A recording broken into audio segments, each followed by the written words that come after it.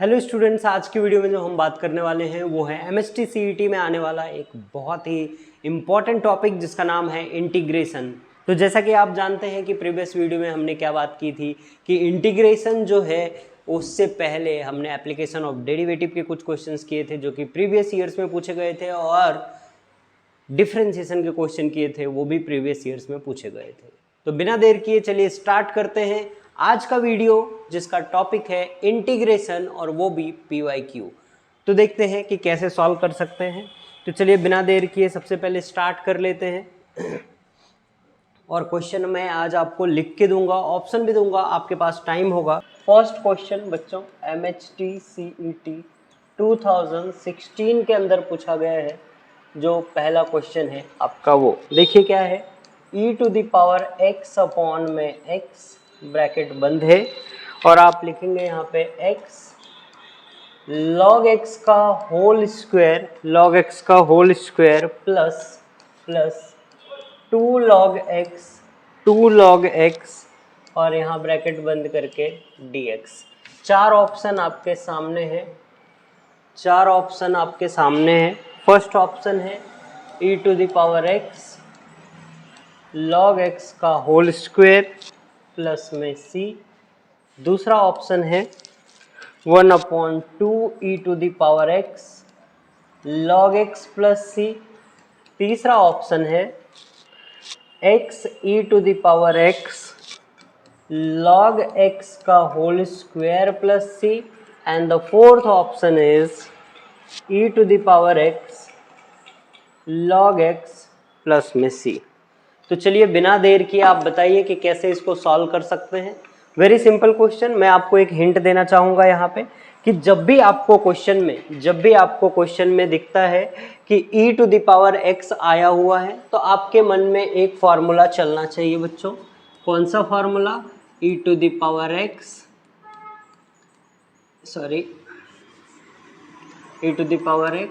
fx plus f'(x). अगर ऐसा है, इंटीग्रेशन इसका करना है तो डायरेक्ट फार्मूला होता है बच्चों, इसका इंटीग्रेशन हो जाता है e⁻x fx plus c।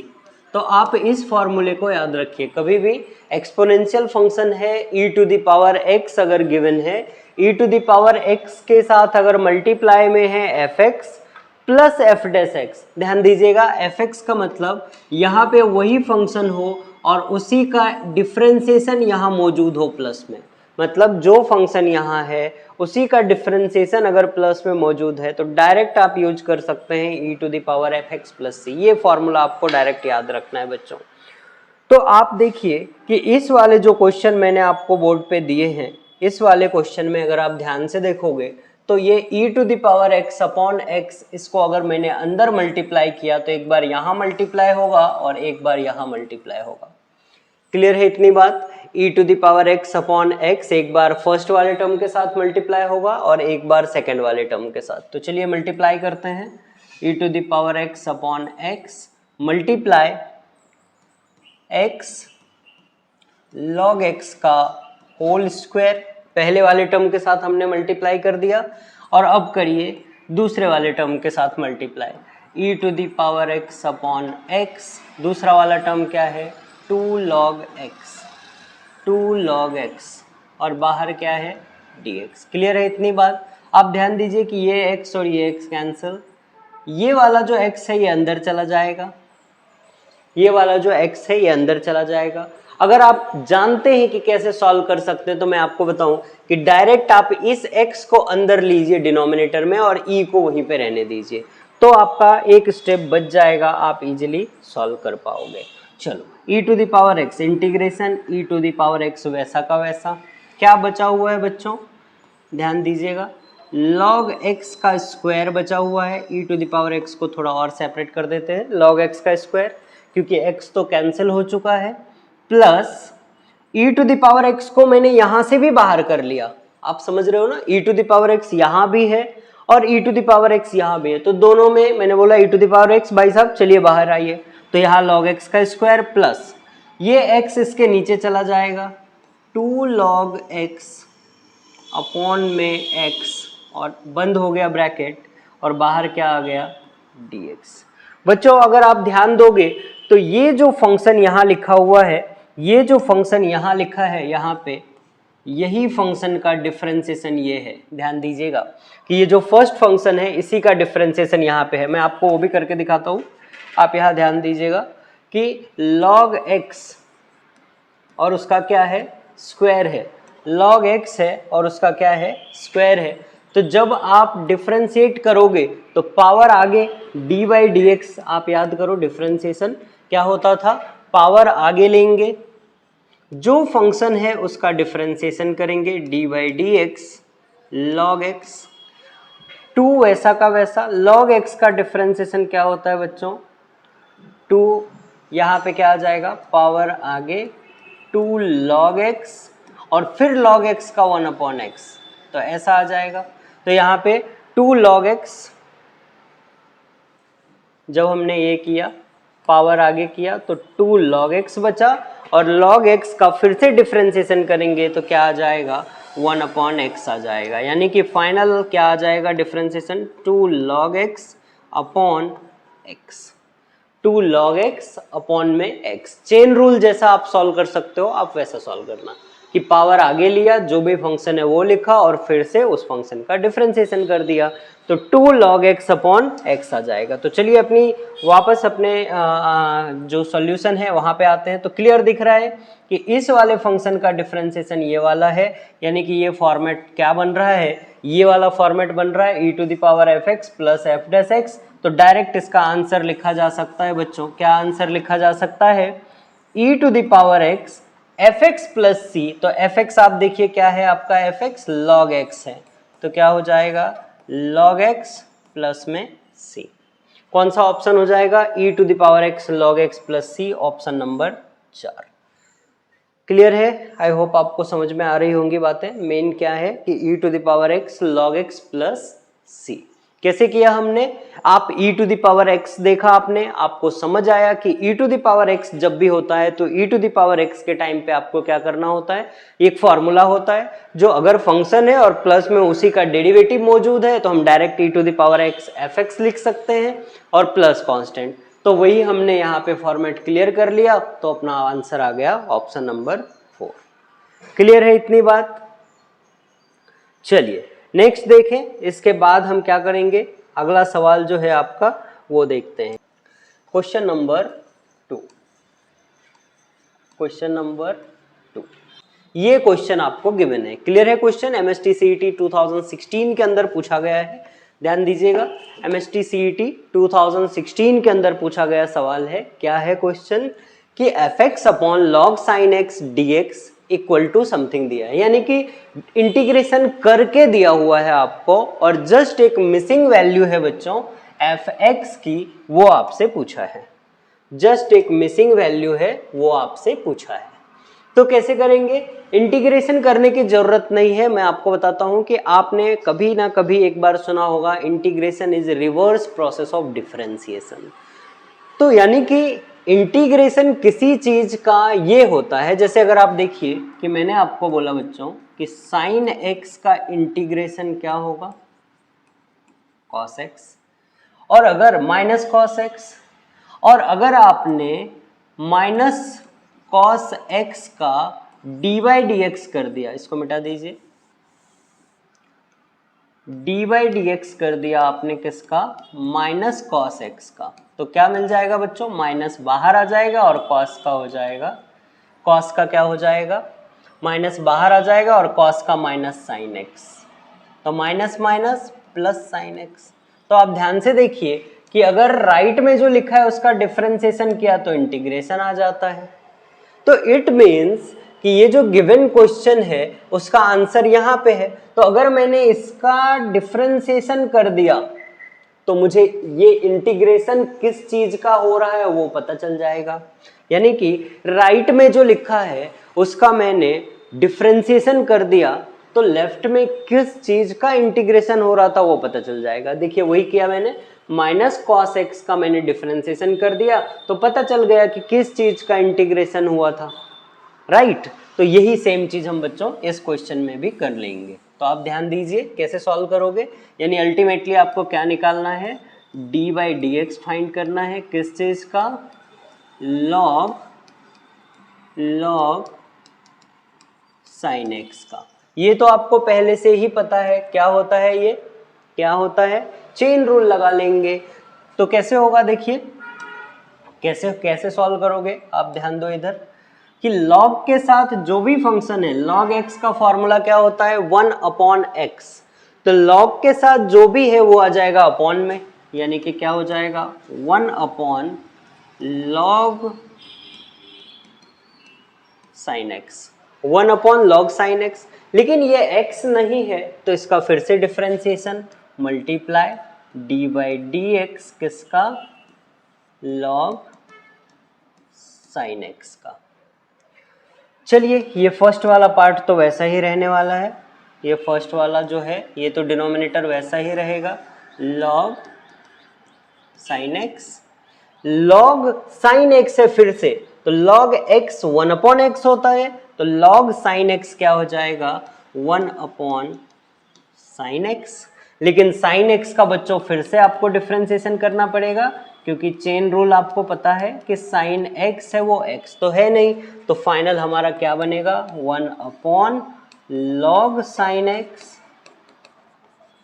Multiply 1/sin x multiply sin x का डिफरेंशिएशन क्या हो जाएगा बच्चों, cos x।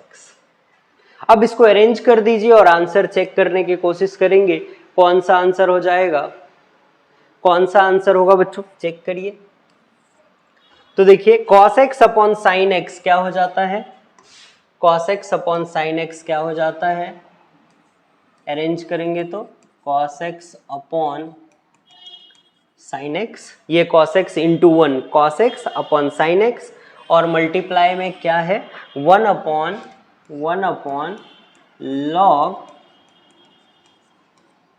sin x। Clear है इतनी बात। तो cos अपॉन sin बच्चों हो जाता है cot x, तो न्यूमरेटर में आ जाएगा cot x, डिनोमिनेटर में आ जाएगा log sin x।